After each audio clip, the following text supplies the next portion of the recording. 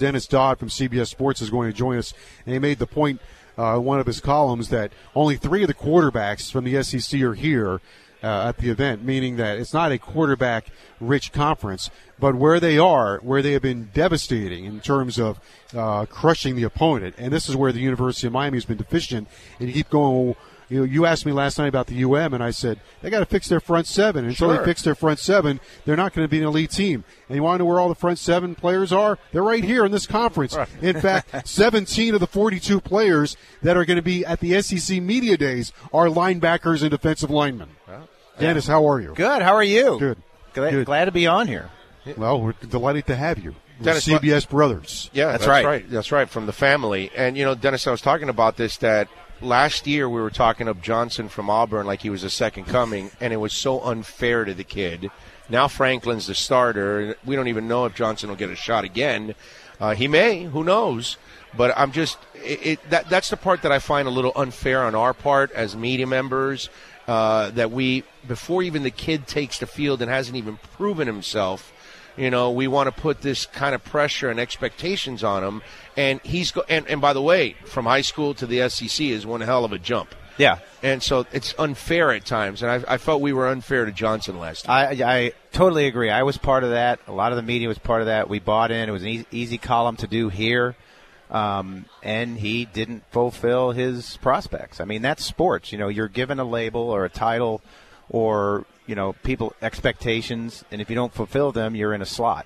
So Jeremy Johnson didn't work out. And you mentioned Franklin. I guess he's going to be the starter. They still have, 3 guys there. I don't think Jeremy Johnson's going to be the starter because we know where his ceiling and his floor is, so we'll see. Well, they got to fix their offense, Auburn. They went they scored a touchdown less, and Malzahn is known for his wizardry on offense. But that goes to the quarterback. Yes, he's always better. If your quarterback ain't balling, you're not going to put up the kind of points you did the last 2 years in that offense. When he's had a running quarterback, he's had success. Yeah, Marshall was fantastic. And, he didn't have a running quarterback. Johnson couldn't run as much as he wanted. Speaking of quarterbacks, Alabama's going to break in a new quarterback. But, Dennis, one of the things I find fascinating with Alabama is, and they keep winning, and Nick Saban keeps hauling in the national championships, and they've been able to maintain it. And if you look back at the beginning of the 2000s, Miami, they were a dynasty, and obviously University of Miami's been down. Then it was Texas, or USC, then they went down. Then it was Texas, they went down. Then it was Florida, they went down.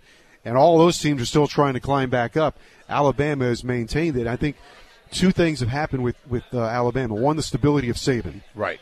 That's one. That's the one. The number one. That's it. But I think now you start to look at his roster, and he's made first of all, he dominated in Alabama, which you would have to do, right? All those players, Alabama, Georgia, Louisiana. He commanded those states in recruiting. Now he's like Notre Dame. He's become national. Yeah. He's got a quarterback from Utah. He got the best wide receiver from Miami. He got Hawaii. They're 17. Their top quarterback next year's from Hawaii. From Hawaii. Mm-hmm. So now his base has gone from just Alabama to nationwide. Well, Alabama and Auburn have always had to recruit out of state. There just aren't that many players there. You're talking about the Southeast region. And Alabama's a national program. For most of its history, it usually has been. But now I compare this to where USC was in the 2000s with Pete Carroll, where they can select players.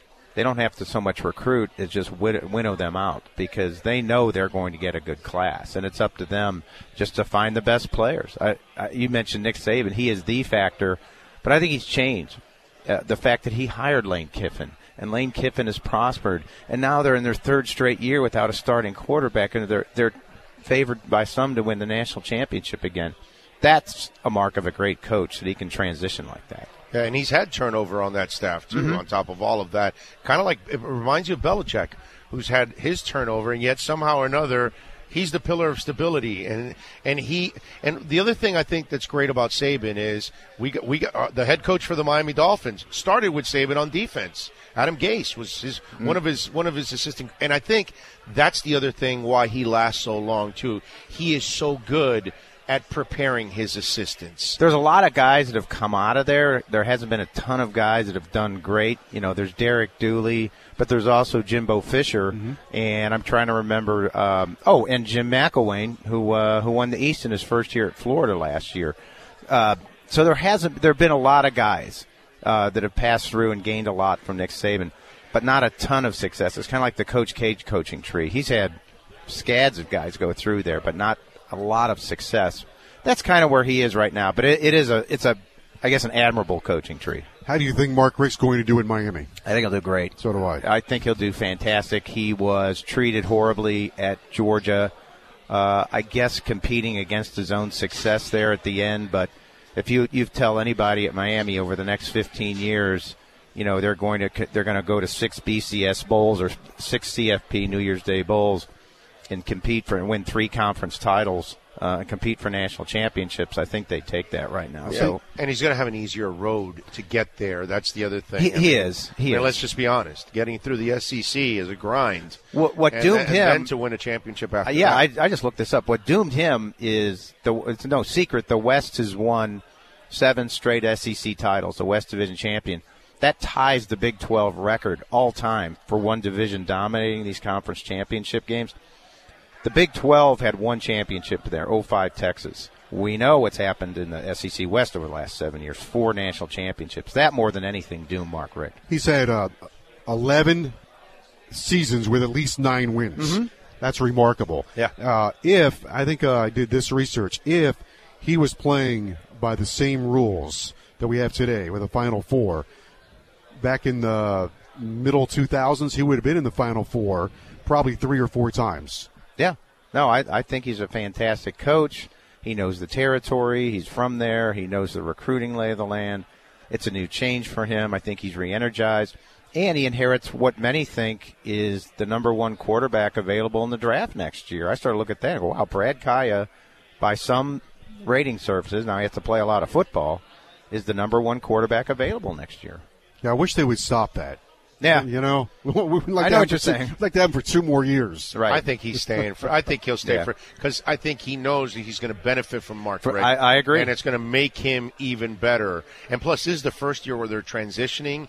I would expect more from the Canes in year 2 under Mark Richt. But you never know who can get to these kids. He might throw for 4,000 yards. He might get sacked 40 times and then say, what the heck do I need this for? Right. So you never know. That's true. That's true. Dennis, thank you very much for the time. We really appreciate it. All right. Thanks, you guys.